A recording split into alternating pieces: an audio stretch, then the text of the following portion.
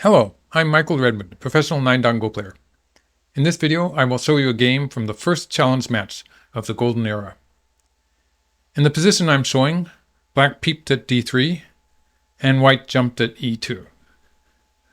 So this is going to be a decisive fight in the lower left corner, and viewers can think about that while I introduce the video. The players are Honinbo Sanetsu, the second Honinbo, and Yasui Sanchi, who was the second Yasui school leader. In previous videos in this series, I introduced 4 prominent players in the era: Honinbo Sansa, Yasui Santetsu, Nakamura Doseki, and Hayashi Monyusai. The first Meijin was Honinbo Sansa, and he passed away in 1623. Sanetsu, who later became Honinbo, was just 13 years at the time and was considered too young to succeed as Honinbo. Nakamura Doseki became the second Meijin, and he was Sanetsu's guardian until 1630, when he petitioned for Sanetsu to be the second Honinbo. So there was a period of about 7 years when the Honinbo school did not exist, but Nakamura Doseki helped to reinstate it. Doseki also set up the Inoue school, with Inoue Genkaku Inseki as its leader. When Doseki passed away in 1630, there was a period of time when there was no Meijin. This was apparently inconvenient for the shogunate. So a few years after Doseki's death, the shogunate held an inquiry in which they suggested that Honinbo Sanetsu and Inoue Genkaku Inseki play a challenge match to be the next Meijin, but Inoue declined. Yasui Santetsu volunteered to be Meijin, but for some unknown reason, he was not chosen. Hayashi Monyusai was not even present at the conference, and it could be that he was in semi-retirement. Monyusai was to die in 1667 at the age of 84. I would assume that Honinbo Sanetsu was considered too young to be appointed as Meijin without a challenge match, since he was in his mid-20s. So they could not decide on a new Meijin in that meeting, and the years passed. Finally, the shogunate held another meeting in 1645, and this time they did not suggest, but they ordered the second generation Honinbo Sanetsu and the second generation Yasui Sanchi to have a challenge match. The first Yasui Santetsu was probably inactive at this time, and he passed away in 1652. Playing in the yearly castle games, the challenge match consisted of 6 games lasting from 1645 to 1653. In this video, I will show the final game of this match. Honinbo Sanetsu's age was 42, and Yasui Sanchi was 36 at the time of this game. Okay, back to the beginning. We'll get back to this position later in the game. It will be one of my talking points. So at this time, they were into parallel openings, and it looks a lot like modern Go. So very similar in choices of Joseki even to post-AI professionals. So it might look quite familiar to some people watching this video. At the time, the 2-space low pincer was fairly popular. Otherwise, black could play at p4 or o4, just as we do nowadays, according to AI suggestions. And white played Shimari. All of these are moves that you could see in modern Go. Actually, the distant pincer that white plays is, for this era, it was relatively modern. And a more common move would be the pincer like black played on the right side, or some defensive move at e16 or something like that. It could be that white wanted to just have a different position from what black did on the right side of the board. Okay, so here black played a kosumi. Black also could have played this move, which is quite often it's the AI suggested move. So black could have played this exchange and then moved back. For instance, a modern move would be this one. In the 20th century, we would surely either kick at this point or maybe play a knight's move to this side. These would be the moves you would usually see in the 20th century. And pressing at e16 has also always been a popular move. In the game, black played a kosumi, and white played the attachment. This is not played so much nowadays. It was played throughout the Edo era, The modern move is usually the kosumi. So if white plays a local move, it's usually this move now. And this is a variation that could be played by modern young professionals, something like this. And white would be moving out to the center, not fighting directly on the right half of the board, which is dominated by black anyway. And so white would be hoping to control some of the center and get sente to move to the top left, which is also a big point.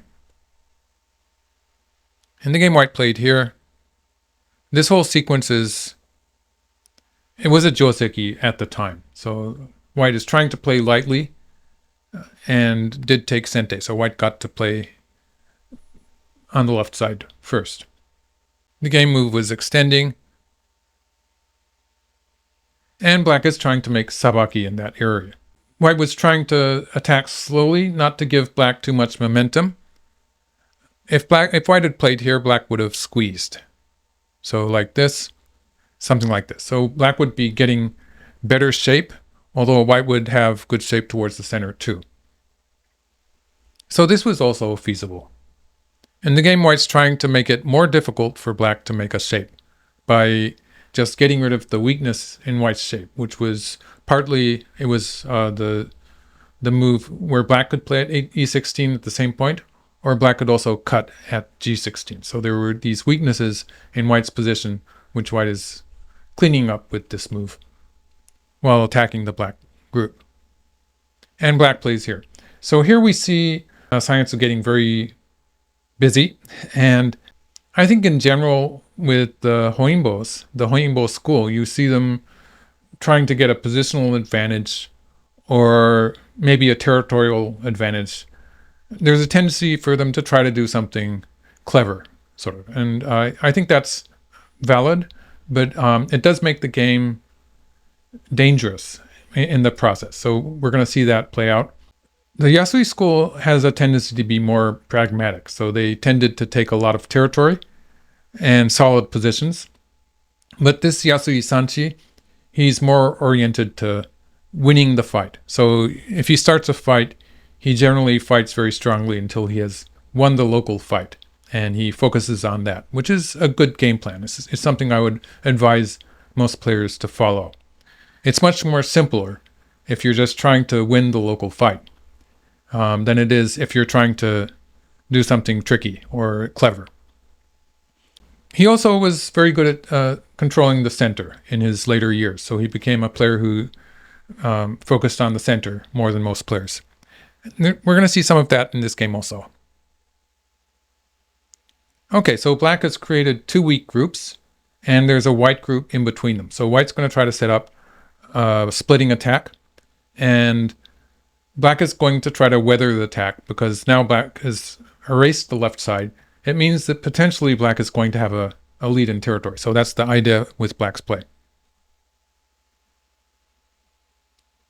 And so black is saving everything. A safe way of playing would be to sacrifice those two stones in the top left, but that wasn't his game plan, obviously. So white played here. This was a low extension. It makes it's still borderline splitting two black groups. So he's trying to split the two black groups while making a base on the side. So if white had played a knight's move instead, this would be more oriented to splitting the black groups, and it would take longer for white to make a base on the left side. So there's a trade-off there. This would be the simpler move to play. With this move, we got a more interesting variation. So black attaches and plays the clamp here. If black gets to push through at c10 and capture that white stone at c11, that would be a good base for the black group in the top left. And so in such a case, black could even consider sacrificing some stones in the lower left. So white connects. White's refusing to allow black to connect up on the top. So black now has reinforced his shape towards the top left and is going to try to surround the white group, you might say, or to connect above, but it's not going to be easy. So if black had played here, for instance, this would have been a feasible move, but when white cuts here, there's a wedge at d12, so an Atari at e10 sets up a wedge at d12, and it's going to be pretty strong attack. So black would connect here, and white would be able to capture a few stones in the lower left. So this would not be the end of the game. This is an AI example of how black might squeeze and get thickness towards the center. So this would be a way of sacrificing a few stones and keeping a healthy position on the outside. In the game, black is going to try to save everything. So instead of playing this move, which would sort of naturally lead to sacrificing something, he plays here, trying to dance around a little bit and keep white from killing everything. So white extends. There's even some potential of black playing at b7 and attacking the white group, but it's wise to consider that to be very distant. So it's not likely to happen in the near future. Black probably needs 2 or 3 moves on the outside before that would become a lethal attack. So white is continuing to attack. White has to stop black from linking up in the center. So white's going to play this one and push through and cut here. So by playing once at f11, white has set up a hane at g12. And we're going to see that play out. So we'll just follow the game variation here. Instead of just running out with the group, black is getting some momentum with this Atari and pushing once in the center. And then black pushes through. So black's creating a position where he has created some leverage with which he can move his group out in the center, or in the lower right, lower left, that is.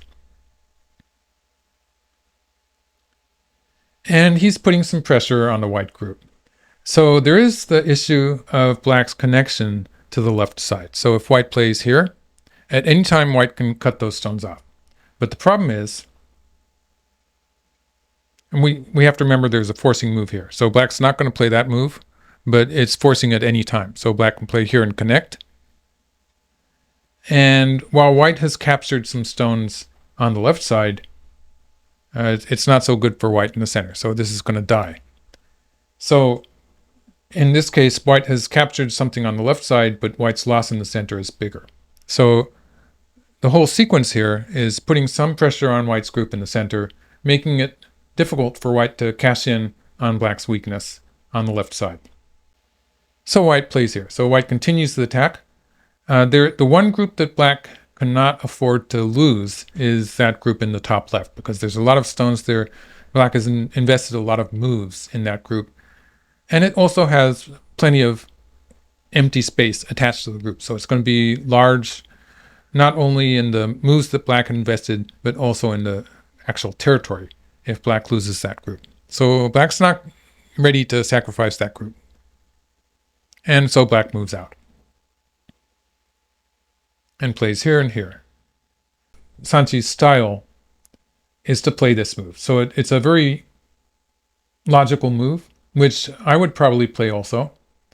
It wins the fight in the center. So it makes a lot of sense, and it's a reasonably good move. So that said, Kata was showing me a different variation. So I'll show you that one, which when I play it out, it does make sense. So the Kata variation has white playing the top side. So this is a really big move. And black will answer it here. So for the time being, white has increased some territory in the top left. And now white is going to play here. So this finishes white's lower side territory. There was a problem with black attaching at the same point, at h3 there, where white has just played a stone. And that would take away part of white's side territory. And it would create a territory for black. So that's a big move. It also is threatening these black stones. So to a certain degree. So black's going to escape in the center. And now the center group is strong. It means it's not going to work to try to kill the black group. So white's probably just going to play here and connect. And this variation shows up. So in this variation, up to 17, white has gained a lot of territory on the top side, and also has preserved the territory on the bottom side. So white's taken the territory moves, and now white is reinforcing this whole group that is now connected to the right side. So all of these stones, they're all connected up. And they're starting to form a fairly strong group with a potential cut at white 04. so white can make eyes for it, after which, if white reinforces the group enough, white will be able to capture on the left side too. So there's that added potential profit. Black just got the center, so white's getting territory on the top and bottom sides, and territory potentially on the left side, and black's influence in the center. This is good enough for white. So this would have been a reasonably good variation for white. In the game, white just simply won the fight in the center. So this is slightly weaker in territory, but it's actually a fairly subtle difference because, as I said, it makes sense for white to win the fight. And this is the idea that I would suggest to most players, to winning the local fight that white started here, trying to split the two black groups and attack. White cast in by winning the fight in the center. And it makes sense. And here white has extended. So by extending here, white has set up the potential profit on the left side. By reinforcing white's group in the center, white can take it e6 at any point, and it will be relatively safe. And black extended down there. So now black has a moyo in the general top right area, and some extra territory on the bottom side, while white is dominating the center. And white extended down here. So this is a move that I would say is too small or slow. White's trying to reinforce this group on the right side, but it's probably strong enough for the time being because white has this strong position in the center. So it's better for white to play on the right side, like this, and invade the right side. So at this point in the game, invading the right side was a very important point. Not only would white have some space on the right side, but white would be hitting the weakness of the large knight's shimari. So in this case, like a high shimari at p16 or something would give black more potential to attack the white group on the right side. Whereas the low shimari, white has some forcing moves against that shimari. So it makes it relatively easy for white to deal with the weak group on the right side. Okay, back to the game. Instead, white played the capping move. So this gave black an opportunity to surround the right side like this. And according to Karago, black had a small lead at this point. So the game is undecided. On the whole, I'd say white's doing fairly well for a no-komi game, but black still had a lead at this point. When black played here, this is actually a standard shape when black has a large knight's move shimari and white has played a capping move at O15. This is the general default shape that you can remember. It's usually a good shape for black. It defends the weakness at Q17 for the most part. And so it's defending the shimari while to a certain degree defending the right side. It's just that when you compare it with this move, it's not defending the right side strongly enough. So in this case, there would be the fact that the shimari is a bit weaker. So for instance, white could, maybe we'll do it from here, do something like this. White can break into the shimari, but black's going to get the territory on the right side. So actually black's not losing anything as far as territory is concerned, and black will continue the fight on the top side after this. Okay, so white got to invade, and black actually is... It looks like black is sort of sacrificing the right side here. So it's a tricky variation where black is going to do something... actually, it's pretty spectacular, but it would have been feasible for black just to simply run out and play a more simple way where black is just going to straightforwardly defend that group on the right. 3 is an important move because it finishes the bottom side territory, while also, by creating a strong position there, it indirectly defends black's group on the right. Black's group on the right is not in immediate danger because if black plays something like R12, black will be able to make eyes there, or black can connect up to one of the two groups in the center. So it's not as if black's in a lot of trouble here.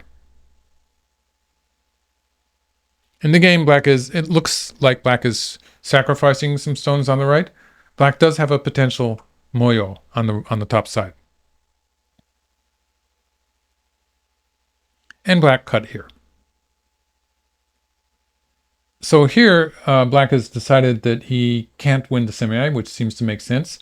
And he, by playing an Atari on the 6th line, so in this Atari here at N11, it's actually the 7th line, it's making this stone less valuable.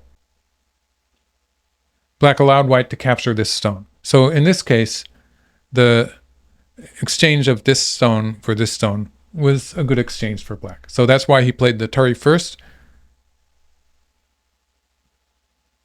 And then he played the Hana here. So he's sacrificing the one stone. And he played the Kosumi. So with this Kosumi, the next move would be extending at Q9, that's here, or connecting up to the corner at R14. So with this exchange, the black group on the right has lived. And white is just connected up. White does have a very strong position, and white has Sente to attack the top side. So it's okay for white too. And white slides in here. So this was a point where Katago was suggesting a deeper invasion. So for instance, like M17 or something like that. That just intuitively looks like a very scary move for white to play. So I understand this move. And black attacked here. White's going to reduce the side, or pretty much erase the side territory, but white's going to have to give up some stones. So white plays one Hana here. And this was white's plan to start with. So black plays this. So with this move at G3, black is looking at the peep at D3. And these 2 points were pretty much interchangeable. So they both have to do with some weakness in the corner. So there's some weakness if white might play at the Q17 point or the P18 point, which actually happened in the game. There's a lot of bad odds in that corner. So if we combine the move that white has just played with, for instance, another white stone here, then we can expect bad things to happen in the direction of that corner. So, or otherwise, if black adds a stone inside, that's a defensive move. So, and also white would be starting to attack black's group in the lower right. So once white plays at M17, white is making a threat towards the corner. So black answered that with the game move here. That's a big move as far as territory is concerned. It finishes the area, and it becomes fairly difficult for white to live in the corner. So it's not completely impossible. We'll see stuff happening there later in the game. Okay, so white finally goes after the left side. This is, at this point of the game, it's becoming very big territorial move. So white takes that, and black peeps here. So when black peeped here, I'd say the idea is that white connects maybe, and black might play this way. Black might actually play a Kosumi. It might be better to play the Kosumi.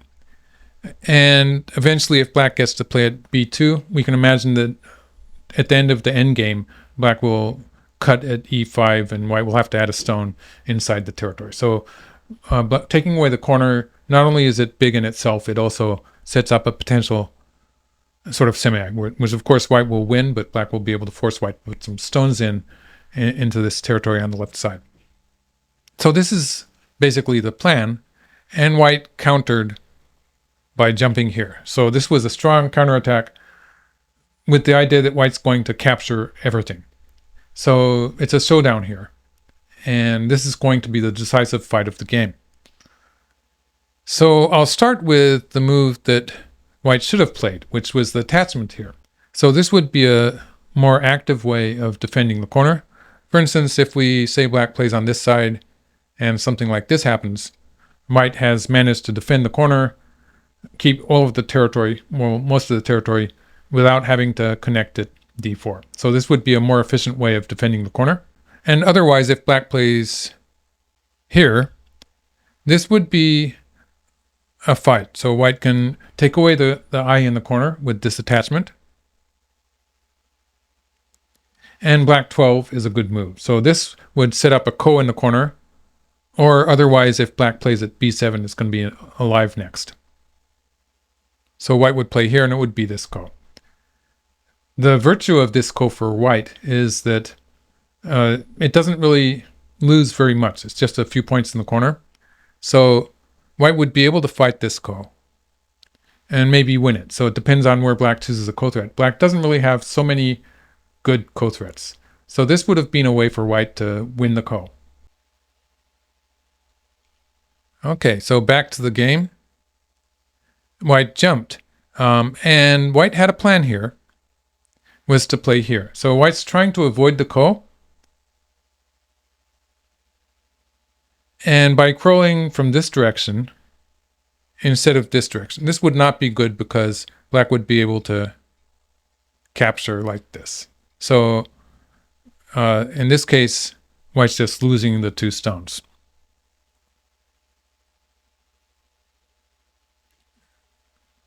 So by crawling from this side, if black plays here, now white can link up. And throw in, it doesn't capture anything. So this way, white would just kill the black group. But there was a move that white overlooked. So if you want to find it, you can pause the video here. And then next thing I do is I show you the answer. So black has a good move, which succeeds to, well, it's going to be a ko anyway, but it's going to be a good ko for black. Okay, I'm going to give the answer here, the game move. Black played straight down. So with this move, black has cut off the 2 white stones on the 4th line.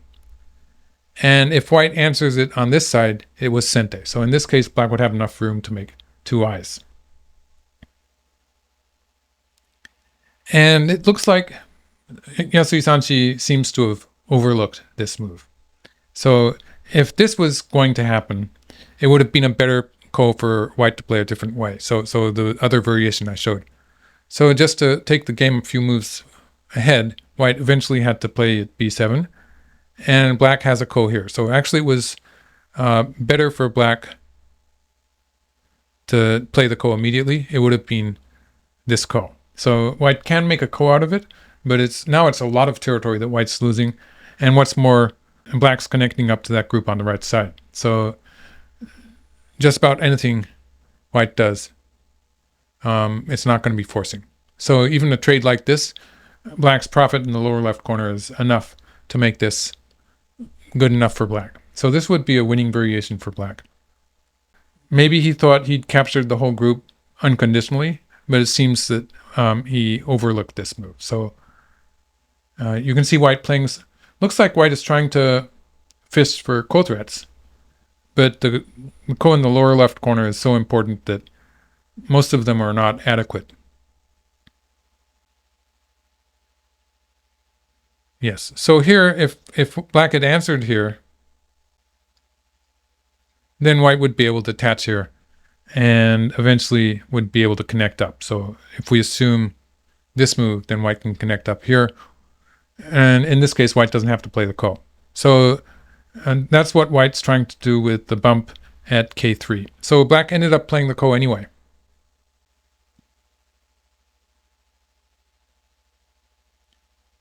Black did get an extra ko threat, the connection at g2. And white played this ko threat. So this, it turned out this was not good enough to win the game. So another way for white to play a ko threat would be to play this one, which is also a big move. And it creates more bad aji. So in this case, white has captured on the right side. And also there's some bad aji in the top right corner. So I'm talking about a white play at s17, which would be a great deal of bad aji. So this move. So this might have been a bit more complicated for black to deal with it. It probably would have led to some kind of trade like this, which is probably still good for black, but it would have been more difficult than the game. So in the game, white plays here. This is also a big move. It's more than 20 points. Connecting on the second line here, black's setting up a squeeze. So we'll see that in the endgame. And it's already black is cashed in by covering at c13. Later on, he can play at b13, and then everything is going to be forcing. So the connection at b15 was actually is starting up a squeeze there. And black played here. So with this move, the corner is completely black's territory. So if white at any point plays here, black can play here and kill it. And basically just sacrificing the one stone. So this is valid even if we have a white stone somehow forcing here. It still works to kill the white group. Or even if white plays a hane, same thing. So in any case, black 2 is the key point to kill the white group. Playing this move here is more complicated, and it usually doesn't kill the white group. So it's important for black to know to play detachment at Q18. After this, they play a very precise endgame. So here, this move was a big move in the center. You can see white starting to develop a center territory. Also, the lower right corner is a big endgame move. And when white plays at M11, black's group on the left side, in the top left area, it's not 100% safe. So black immediately plays this exchange to reinforce the group. After which it's safe enough. And black plays here. So this is reducing the center.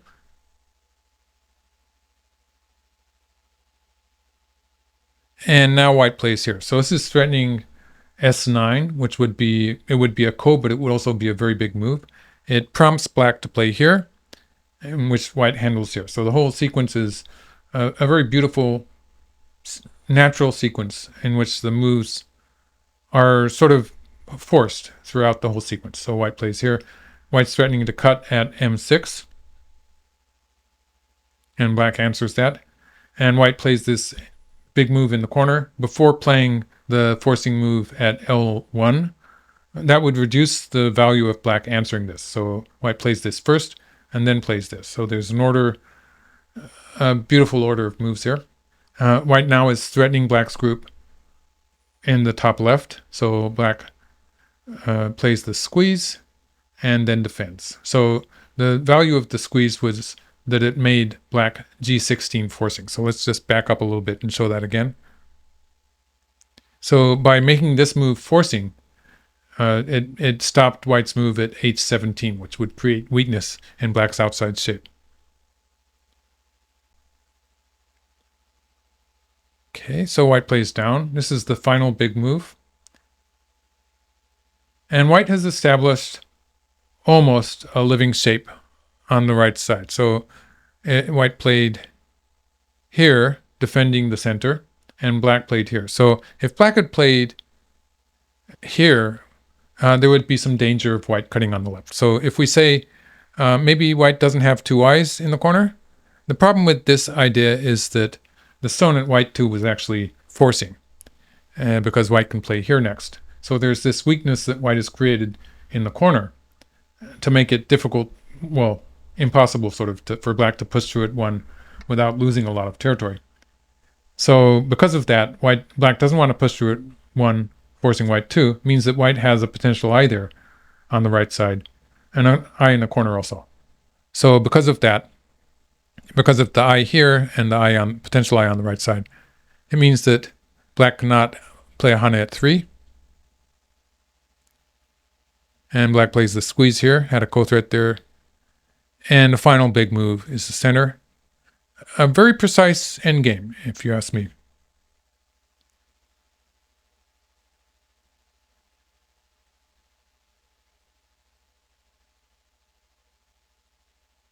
Again, black cannot capture this because white would play here, and this would be a problem. It would be a ko in the corner. So black has to be very careful here. And they're finishing the game. So the game record was incomplete, so I added moves after white d7. I did seem to do fairly well because the result was black winning by 6 points.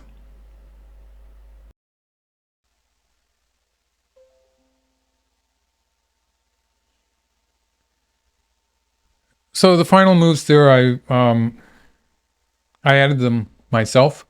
But white's going to win this final ko because white has ko-threats in the top right corner. All right, so this was the black won by 6 points, and this was the final game of the 6-game match. And it turns out both players won all of their games with black. So it was 3-3, and they didn't have a decisive. We were still stuck with no Meijin. So the even number of games might seem a bit strange. I don't think that was the main problem. I think the biggest problem with this challenge match was that they had such a small number of games. And they probably learned from their mistake because in later challenging matches, they did set up to have more games. The reason I say the even number of games is not a problem is that in the time they were playing with no komi, so some of the games could be jigos or draws, which means that probably didn't matter so much whether it was an even number or an odd number of games. And surely they would have some kind of result if they had played a large enough number of games. But they stopped at 6 games, and we still didn't have a Meijin. So that's going to go on to the next video where we finally do get a Meijin and another challenge match. So I'm going to stop here with this video. And it was the first challenge match of the era and an exciting game. So thank you for watching, and I'll be back with more videos.